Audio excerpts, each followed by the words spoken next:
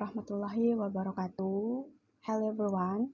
Let me introduce myself again. My name is Seratul Hasanah and I am study at the IAIN Palangkaraya.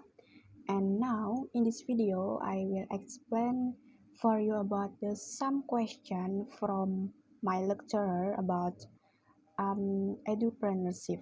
So this is edupreneurship is my course, and now I will explain about that in bahasa. Jadi di sini saya akan jelaskan beberapa pertanyaan dari dosen saya itu menggunakan bahasa Indonesia saja agar lebih mudah untuk teman-teman memahaminya begitu. Nah, langsung aja untuk pertanyaan yang pertama, yaitu sebenarnya apa itu edupreneurship? Nah, jadi edupreneurship itu kalau menurut bahasa itu dibagi menjadi dua kata, yaitu edu dan preneurship. Nah, kalau edu itu berarti education, yaitu pendidikan. Kemudian ada entrepreneurship, yaitu kewirausahaan. Nah, maka kalau digabungkan berarti pendidikan kewirausahaan gitu. Nah, jadi edupreneurship dalam bahasa yang sederhana disebutkan juga pengusaha dalam bidang pendidikan gitu.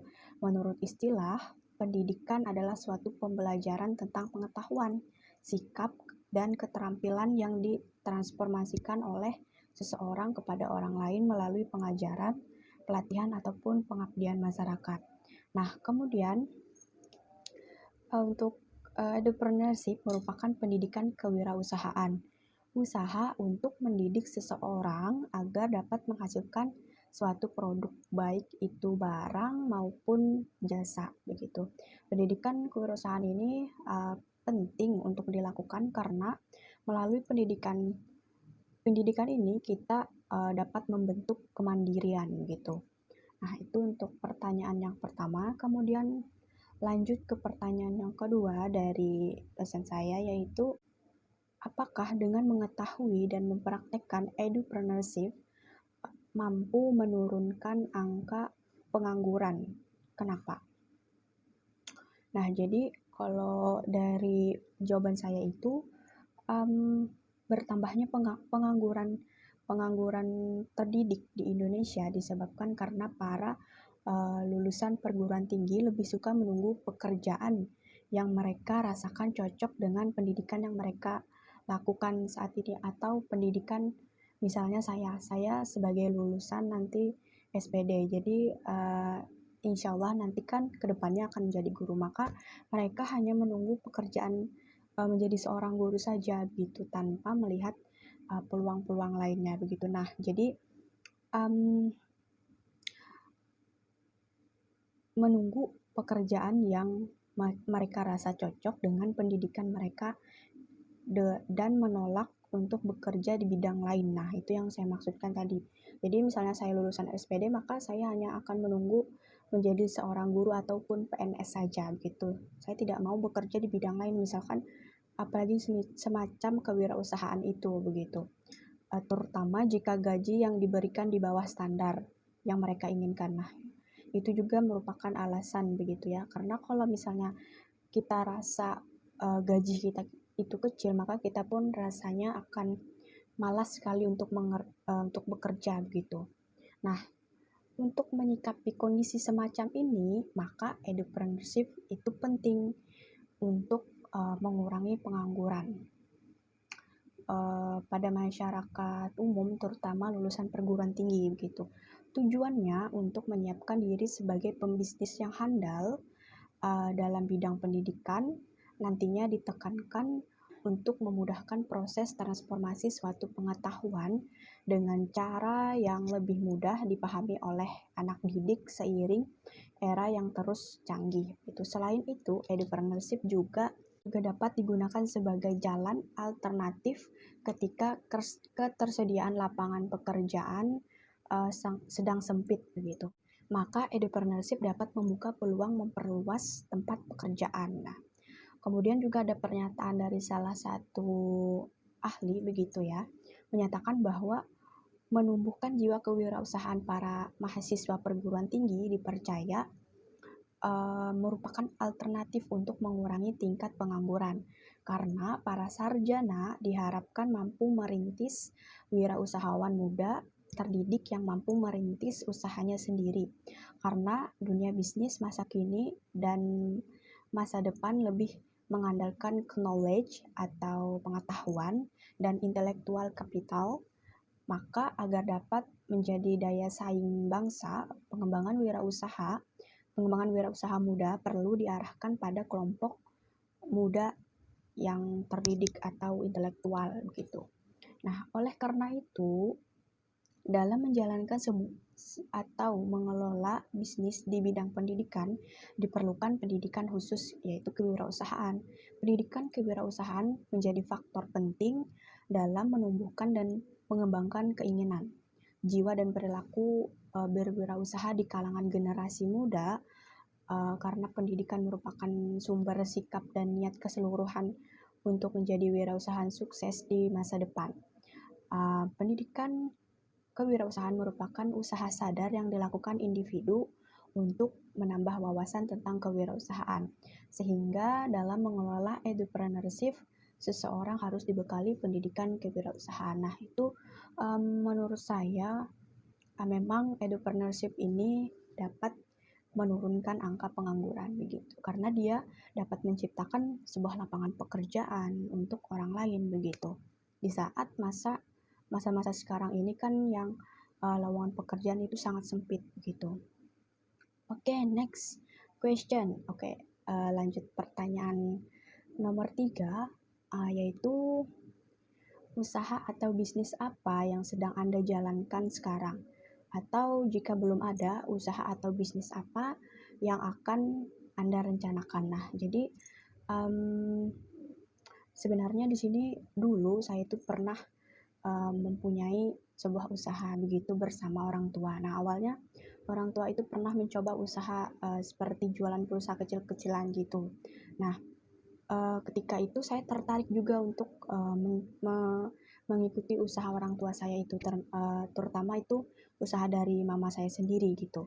Jadi sempat masa SMK dulu saya pernah ikut juga jadi agen jual pulsa gitu. Sempat beberapa tahun menjalani jual pulsa semacamnya. Jadi saya berjualan pulsa itu hanya di sekolah saja gitu. Ketika di rumah itu adalah urusan mama saya gitu. Jadi mama saya yang jualannya begitu. Ketika di sekolah maka sayalah yang menjualnya begitu. Nah, jadi itu sempat beberapa tahun, dan ketika saya lulus itu tidak saya lanjutkan lagi, dari saya sendirinya tidak saya lanjutkan lagi, namun dilanjutkan oleh kakak saya sendiri. Nah, dan alhamdulillah bisnis itu dikelola oleh kakak saya dan berjalan lancar hingga saat ini sudah ya istilahnya mampu membangun tempat sendiri atau ruko sendiri berjualannya begitu. Dan alhamdulillahnya tidak hanya berjualan pulsa saja. Sekarang sudah ada tempat pembayaran token listrik di tempat kakak saya itu. Kemudian tempat transfer segala macam, jualan, entah itu jualan aksesoris, baju, pakaian, sepatu segala macam. Nah, jadi itu awalnya memang dari saya dan mama saya awalnya, tapi untuk sekarang ini memang tidak saya kelola lagi karena sudah dilanjutkan oleh kakak saya gitu, karena saya kan harus melanjutkan studi di sini begitu. Nah, kemudian memang di sini saya mempunyai keinginan untuk mempunyai usaha sendiri, yaitu semacam, karena di sini saya lebih tertariknya kepada dunia semacam teknologi, komputer, laptop, HP segala macam. Jadi saya tuh tertarik juga ingin membuka di tempat lain begitu, bagaimana usaha yang dilakukan kakak saya itu gitu. Tapi saya ingin mencoba membuka usaha yang sama namun di tempat yang berbeda begitu. Misalnya yang paling saya inginkan itu membuka usaha tempat printan, fotokopi, atau seperti yang kakak saya lakukan, tempat transfer segala macam. Nah, itu juga yang ingin saya lakukan. Cuman halnya ingin mencoba sendiri dan di tempat yang berbeda begitu. Dan di sini saya juga lebih senang mengatur semacam administrasi keuangan itu sendiri, karena ya lebih tertarik aja gitu mengelolanya sendiri. Nah, jadi itu untuk pertanyaan yang ketiga tentang usaha atau bisnis apa yang sedang saya lakukan atau akan direncanakan gitu. The next question number 4, nomor 4, yaitu bagaimana cara menjalankan usaha dan bisnis Anda. Nah, untuk cara menjalankan bisnis tentunya kita diawali dari niat dulu gitu, karena segala sesuatu memang harus diawali dari niat dalam hati kita begitu. Nah, kemudian langkah selanjutnya mungkin mencoba mencari partner untuk bekerja sama di dalam bidang yang saya anggap saya mempunyai kemampuan tersebut gitu. Selain saya sebagai guru bahasa Inggris nantinya gitu. Nah, kemudian setelah itu sambil kita menunggu mendapatkan partner yang tepat untuk mengembangkan usaha kita, mungkin kita bisa memulainya dari bawah dulu begitu. Kemudian promosi segala macam itu yang mungkin bisa dilakukan untuk menjalankan sebuah usaha dan bisnis yang memang belum terbilang besar begitu ya. Untuk nomor 5, ini adalah pertanyaan terakhir. Motivasi apa yang mendorong Anda untuk menjalankan usaha dan bisnis tersebut? Tentunya motivasi dalam diri saya sendiri itu saya ingin tentunya memiliki kehidupan yang lebih layak dari yang sekarang. Yang sekarang memang layak, tapi yang saya inginkan adalah lebih gitu, karena itu memang sifatnya manusia ya, terus selalu merasa kurang gitu.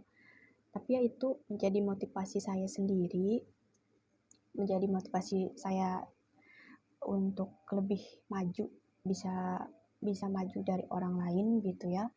Dan juga terutama yang paling penting yaitu membahagiakan kedua orang tua ya, karena yang sudah menyekolahkan kita dari kita TK sampai kita kuliah itu kan perlu biaya yang tidak sedikit begitu maka setidaknya walaupun kita tidak bisa membalas semuanya itu, setidaknya kita bisa membahagiakan mereka begitu dengan kesuksesan apa yang kita miliki, yang seperti yaitu tadi bisnis yang telah kita coba jalani, kita tekuni hingga akhirnya membuahkan hasil yang sangat bagus, yang sangat baik begitu.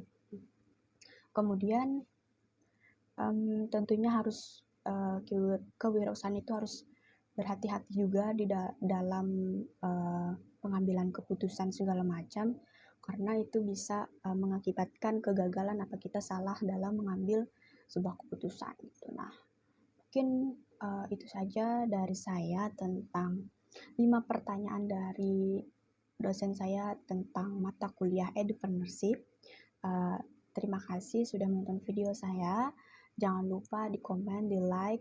Mungkin kalian ada yang mau sharing juga, silakan. Terima kasih. Stay safe and keep healthy. Billahi taufiq wal hidayah. Wassalamualaikum warahmatullahi wabarakatuh. Goodbye.